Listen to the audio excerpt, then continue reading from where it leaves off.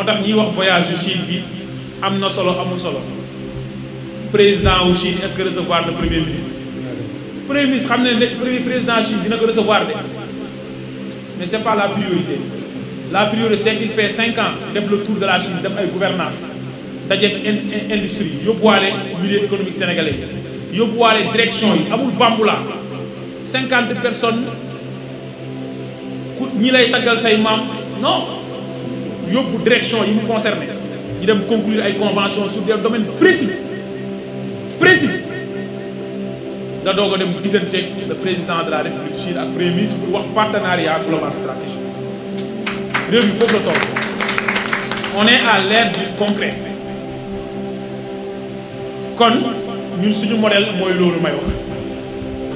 matériaux de construction yi loolu lay jël suñu fer daf ñu war a permettre ñu am complexe sidérurgique parce que fer bi ak bauxite ñooy base industrie amul ci àdduna bi lu dul maîtriser nga l'acier et l'aluminium mën nga ko jëlee ci bauxite bi comme ci yeneen l'acier fer bi moo ci gën a dëgër comme intrant kon suñu fer loolu la war a jëriñ waaye bu suñu fer kese feru Sierra Leone bi ñun dañ koo soxla fer bu Guinée ñun dañ ko soxla bauxite bu Guinée 87 millions de tonnes de bauxite lay produire par an Sierra Leone réserve yi gën a mag ci fer am na ci àdduna bi premier ministre bi taxawaaluwul de mu dem visiter dëkk yooyu noonu conclure ay convention dans ce sens pour ñooñu seen ressources yooyu ñu war ko transformer Sénégal utiliser ay corridors logistiques ak industriels awale ko fi ñu ko war a jaarale mu ñëw fii ñu transformer ko loolu mooy liggéey kon le cap est mis sur la transformation sur la construction des chaînes de valeur dans toutes les filières du secteur extractif kon loolu mooy gouvernance économique bi ñu def pour le secteur extractif. S'agissant de la gouvernance sociale maa ngi doon wax économie ñun bi ñu ñëwee dañu gis ne secteur minier bi tool li muy bëri li muy contribuer ci koom-koomu réew mi 4% la 4% ci jamono joo xam ne li muy contribuer ci exportation ci pays bi mooy 31%. waaw loo xam ne boo exporté 100 000 francs 31 000 francs yi mu ngi jugee ci say mbell say ressources minérales waaye li muy contribuer sa koom-koom mooy 4%. déduction bi nga ci war a tirer mooy parce que ressources yi da nga koy exporter à l'état brut moo tax contribuer wul ci koom-koomu réew mi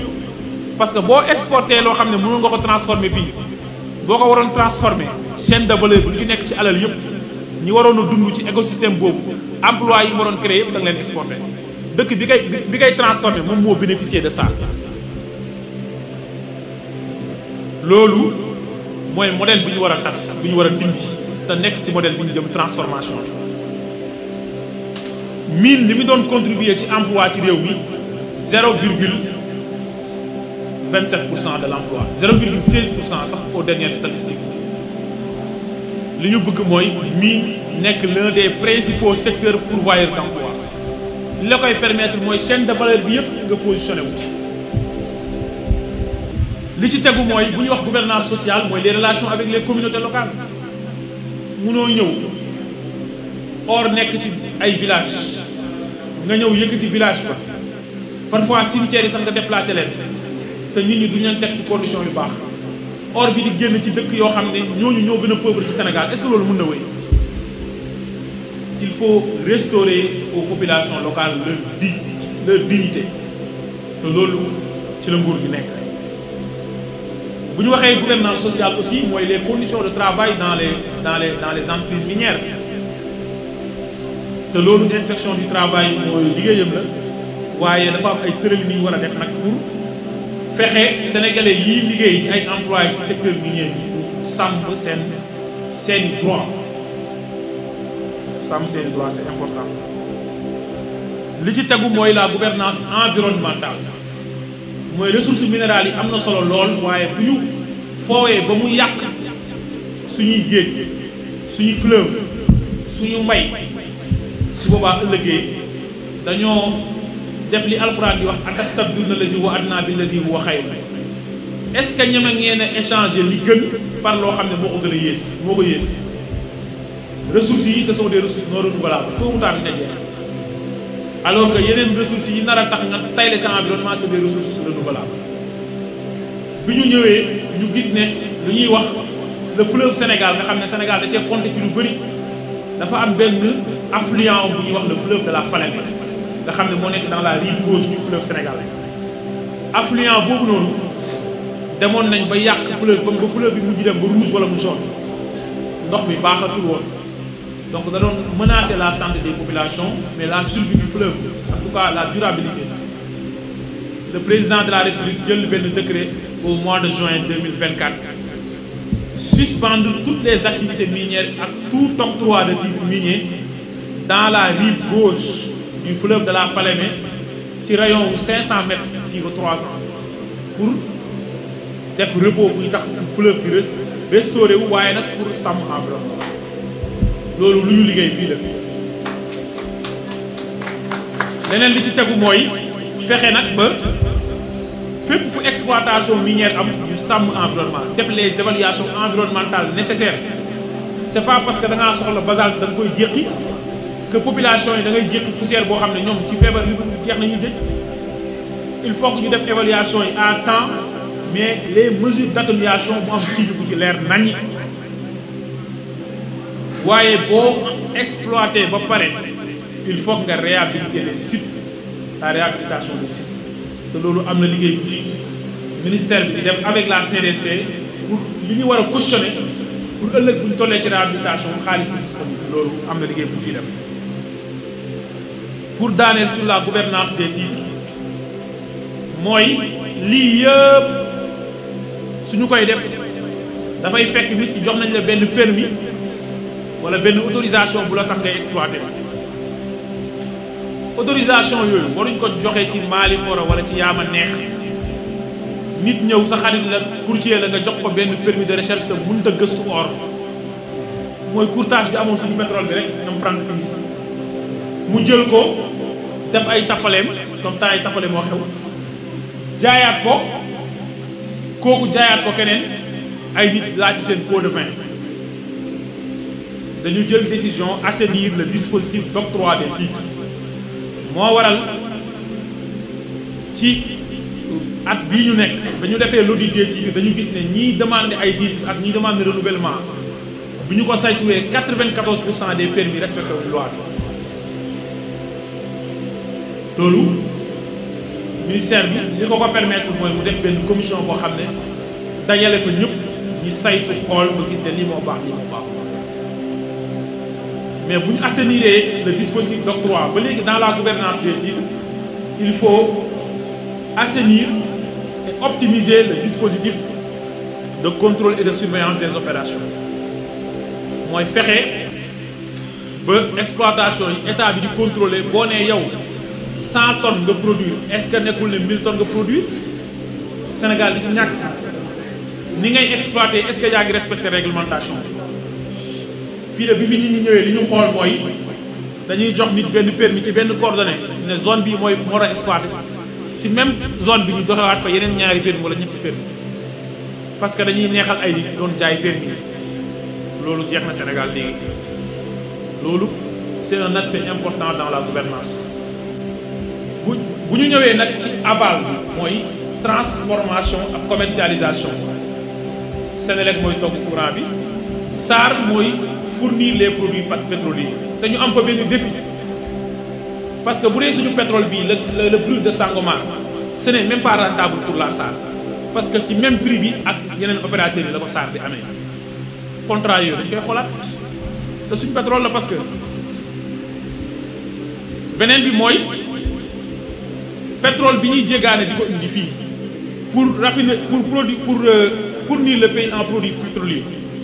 3 millions de tonnes la réew mi di utiliser en produits pétroliers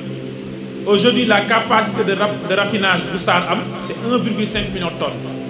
c'est la moitié le reste des produits pétroliers muy xam moo xam gaz butane bi ñu utiliser suñu kër yi mooy gaz moo xam essence bi la moo xam gasoil bi la moo xam lépp bitume yi ak li kii di utiliser bateau yi moo xam fuel bi Senelec di utiliser pour togg courant moo xam kérosène bi avion yi di utiliser tous ces produits pétroliers diesel bi lépp 50% yi dañ koy importer. Donc le projet SAR 2.0 l'objectif mooy atteindre cette autonomie énergétique parce que tey jii bis bu pétrole ñàkkoon ci àdduna bi wala crise yi am ci àdduna bi tax ba ñu bouleverser wala ñu heurter les transactions maritimes ci àdduna bi ñu ne pétrole mënul dugg ci benn dëkk attention réew mi mënut a toog 20 jours bu toogee 20 jours Sénégal kenn dootul dawal ci loolu est-ce que réew moom am na souveraineté énergétique moo tax le taux de souveraineté énergétique dans notre pays est de moins de 25%. ba ci Senelec bii ñuy wax 70% de sa production ay producteurs indépendants la day jënd courant di jaayaat rek moo tax courant cher ci yéen aussi simple moo tax dans la gouvernance institutionnelle en ce qui concerne le secteur des hydrocarbures il convient de mettre le focus sur la souveraineté énergétique, il convient de mettre le focus sur l'utilisation de notre énergie pour nos besoins minimums. Dans le secteur minier aussi, il y a les deux casquettes de l'État.